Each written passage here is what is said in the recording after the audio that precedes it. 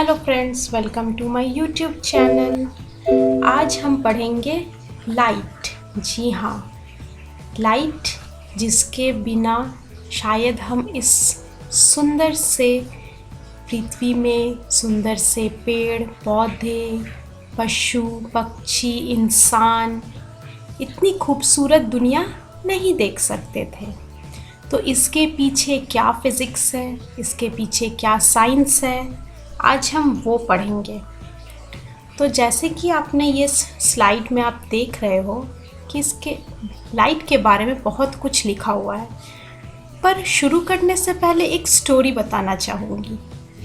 ध्यान से सुनिएगा, और अगर आपको सच में लाइट को आसान भाषा में समझना है तो वीडियो को अंत तक देखिएगा। बहुत समय पहले एक बूढ़ी काकी, उनको रात में कुछ काम था। उनके पास ना ही टॉर्च था, रात का अंधेरा हो चुका था और वो अपने घर से निकल चुकी थी। जैसे ही वो अपने घर से निकली, चारों तरफ अंधेरा था। अचानक उनका सर एक पेड़ से टकरा गया और वो गिर गई। इससे क्या पता चलता है, अगर उनके पास लाइट रहता तो शायद उनको वो पेड़ दिखाई देती और वो बच जाती। फिर से दूसरा दिन उन्होंने सोचा कि अब रात को नहीं निकलूंगी, दिन को निकलते हैं। दिन को वो निकली। दिन में सूरज की रोशनी में उन्हें सब कुछ साफ साफ दिखाई दे रहा था, और वो जैसे ही निकली उनको सब कुछ दिखाई दिया। इस बार उनको पेड़ भी दिखाई दिया जिससे वो टकरा कर नहीं गिरी। तो हम क्या समझते हैं, अगर इस दुनिया में हम देख सकते हैं तो वो सिर्फ लाइट के थ्रू। तो इससे लाइट के कुछ खास चीज़ों के बारे में हमें पता चलता है। जैसे सबसे पहला, light is a source of energy. अगर हम कुछ करते हैं तो वो हमें लाइट के थ्रू ही एनर्जी मिलती है। दूसरा, light needs medium to travel. जैसे अगर इस दुनिया में लाइट, हमें एक जगह से दूसरे जगह कुछ चीज़ देखना पड़ता है तो उसको देखने के लिए लाइट को एक मीडियम, जैसे हवा, पानी, ये मीडियम का ज़रूरत होता है।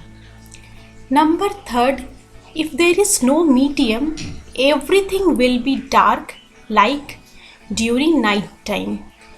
जैसे अगर रात के टाइम पे कोई भी मीडियम नहीं है, ना सन है ना लाइट है, तो क्या हम देख सकते हैं? हम कुछ भी नहीं देख सकते।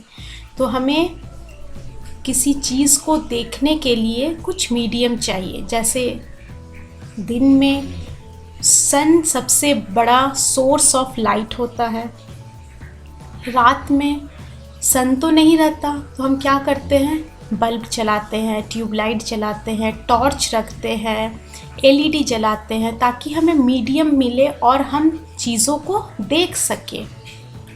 छठा पॉइंट है, एक जगह से दूसरी जगह लाइट को जाने के लिए एक स्ट्रेट लाइन में ट्रैवल करता है, सीधी रेखा में ट्रैवल करता है।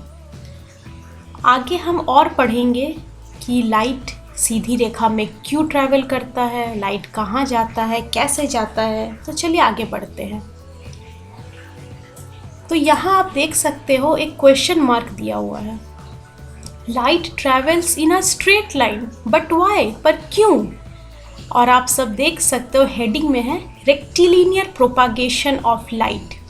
जब लाइट एक सीधी रेखा में एक जगह से दूसरी जगह में जाता है तो हम उस प्रक्रिया को बोलते हैं रेक्टिलिनियर प्रोपागेशन ऑफ लाइट। चलिए, ये तो या समझ में आ गया, पर लाइट सीधी रेखा में ही क्यों ट्रैवल करता है, वो टेढ़ा मेढ़ा क्यों नहीं चलता है? तो चलिए आगे बढ़ते हैं।